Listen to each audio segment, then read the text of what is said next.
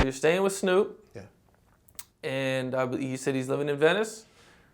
Yeah, we were living in Venice, and we're living, and how our apartments were, we had the top row, and our apartments, Snoop lived in the first half of the apartments. I lived in like number 3, so he had like 1 and 2, and I had the third apartment. So we were connected. A day comes. I guess probably seemed like a normal day. You guys were going to the studio. Damn. Yeah. Yeah. And well, I'll let you. I'd like to make a disclaimer for everybody that's watching that let them know we're being responsible and that you and Snoop have both been acquitted. Definitely. Of what we're talking about, Yes. and that under the laws you can never be prosecuted or brought to trial again for this. I just like to make that announcement so people know. And I second the disclaimer, whatever you said. Yeah. All right. So yeah, let me know. What all happened? Yeah. Well, you want to take a break for a second? Sure. Yeah, we can take a break. Just a couple seconds. A lot of things that happen, the media, they didn't tell you the truth. And they tried to paint this picture, right, of me and Snoop to be something that we weren't. And when I tell you this story, you're going to find out that it was about Snoop, but it really wasn't about Snoop because they knew the truth. And then they chose not to tell the truth and still try to prosecute us. When I tell you these things, you're also going to find out not only did I do my job and unfortunately somebody died, but I told the truth from the very beginning. And I don't think that people really knew that. No one really knows that I was told by Detective Anguiliano, if I'm saying his name right, that I was too detailed and too articulate, that I must be lying. So I'm going to tell you really what happened. So when you get this, it's coming from me. It's not coming from a book. It's not coming from hearsay. It's really coming from somebody who really went through it, lived it, and live it daily because of who I am and the mantle that I have to carry. So when I tell you this story, not only is it real and genuine, but it's so raw. And you have to keep in mind that there's a family involved, and there's a family that lost somebody. I don't glorify that. I don't like talking about that.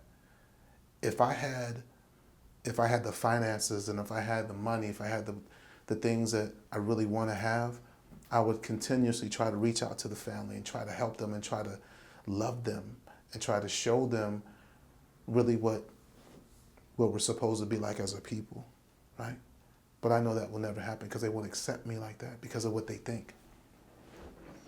So anybody that's really been through something like this, they wouldn't glorify it. They wouldn't try to magnify the fact that somebody died, right?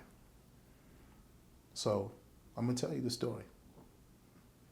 It sounds horrible. I mean, from beginning to end, it sounds like they did everything they could to try to destroy you guys. I can only imagine what you guys went through. So the day comes, you're at Snoop's house or his apartment, and you hear a commotion.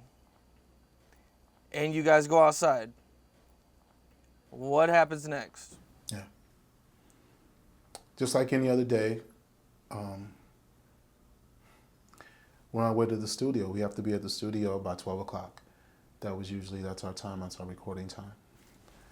And on that particular day, we heard some commotion downstairs. I didn't really know what to make of it because my job is Snoop, right?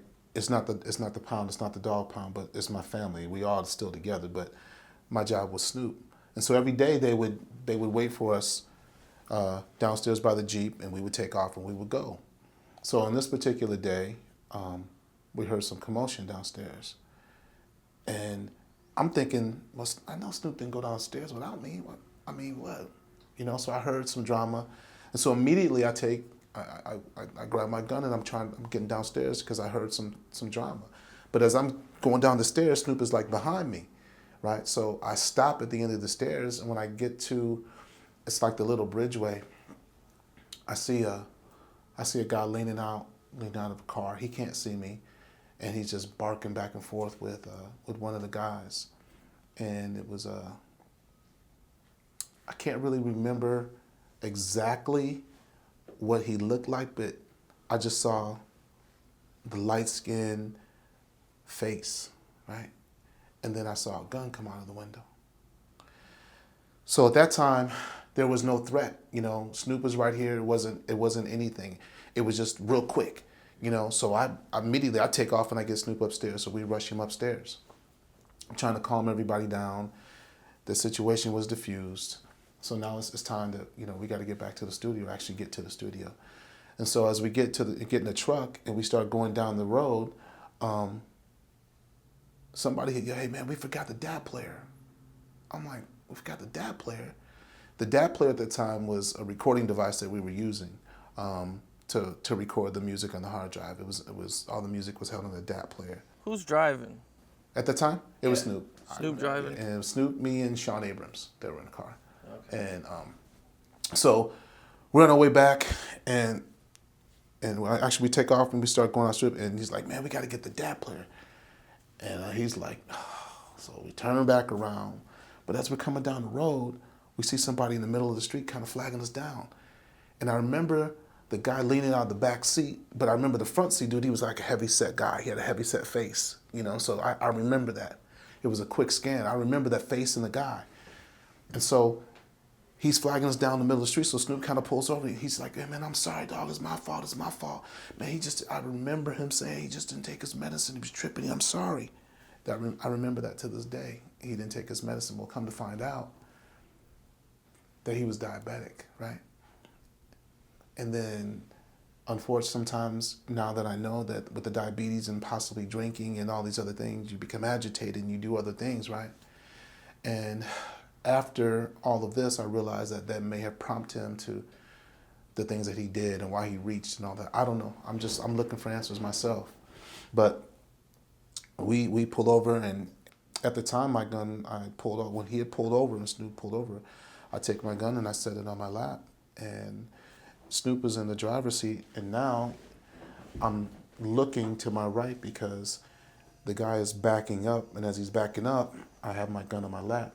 He's backing all the way up to the cement, and there's a slight incline on the hill, and he kept backing up and backing up, backing up. So now he's approximately, I'd say, 15, 20 feet away from me because we pulled over to the curb. We weren't parked curbside. I'd say we're maybe like a foot and a half, 2 feet away from the curb. So he's backing up. He's like, oh man, no, he be tripping sometimes. Man, we know you are, man. It's my fault. I'm sorry.